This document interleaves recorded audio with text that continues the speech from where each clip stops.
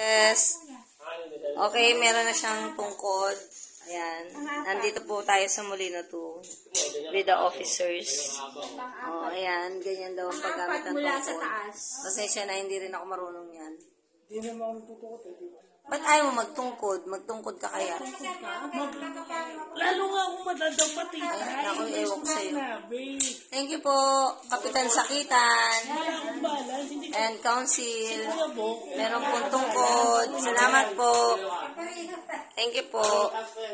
Thank you, Pres Simon, Presbo. Kasi nakakapalo ako sa sasakyan. Oh, okay ka na. Oh, higpitan pa ni Pres. Okay po guys, bali mga karils, nandito ako sa Molino 2. Wala lang, charba, char. Sabi niya, ganun daw. Thank you, Tita Jem. Thank you po sa naghatid at nagsundo sa amin sa Junelta Foundation. Thank you, Ma'am LV and Ma'am Lorena Pancho and Dr. Reyes. Thank you po. At syempre kay Sec G. Masmela ng Molino 1. Kapitan J. Thank you.